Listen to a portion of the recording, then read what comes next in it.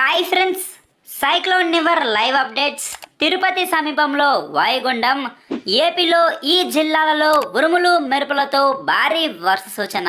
ఇక టాపిక్లోకి వెళ్ళి రెండు తెలుగు రాష్ట్రాల కంప్లీట్ లైవ్ వెదర్ అప్డేట్స్ తెలుసుకుందాం. అంతకన్నా ముందు ఒక చిన్న రిక్వెస్ట్, ఇంకా వీడియోని లైక్ చేయకపోతే వెంటనే లైక్ ఇచ్చి మీ సపోర్ట్ చూపించండి.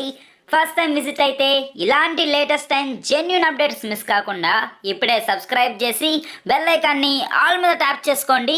ఇక టాపిక్కి వెళ్ళిపోదాం. ఫ్రెండ్స్, చిత్తూరు జిల్లాలోని తిరుపతి సమీపంలో వాయుగుండం కొనసాగుతుంది. తిరుపతి ఉత్తరంగా 35 కిలోమీటర్లు, నెల్లూరుకి నైరుతిగా 70 కిలోమీటర్ల దూరంలో వాయుగుండం కేంద్రీకృతి అయి ఉంది.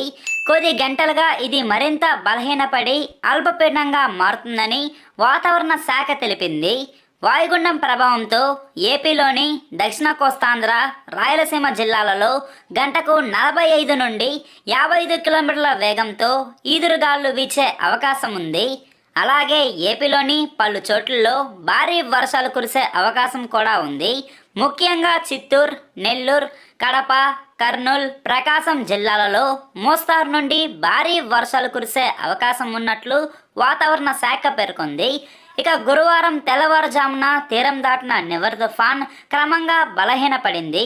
అయితే తీరం దాటే సమీపంలో నివర్ విధ్వంసం సృష్టించింది.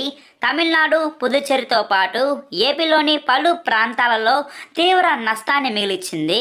ఏపీలో ముఖ్యంగా చిత్తూరు, నెల్లూరు, కడప జిల్లాలలో ఈదురుగాలులు భారీ వర్షాలకు అతలాకుతలం చేశాయి. దీంతో నదులు, వాగులు పొంగి పొర్లుతున్నాయి. కొద్ది గంటలలో బలహీనపడి అల్పపీడనంగా మారుతుంది. వీటి ప్రభావంతో చిత్తూరు, నెల్లూరు, కడప, ప్రకాశం, కర్నూలు జిల్లాలలో భారీ వర్షాలు కురిసే అవకాశం ఉండగా కోస్తాంధ్ర, రాయలసీమ జిల్లాలలో 45 నుండి 55 కిలోమీటర్ల వేగంతో ఈదురుగాలులు వీస్తాయి. ప్రజలందరూ అప్రమత్తంగా ఉండాలని అధికారులు అయితే సూచించారు.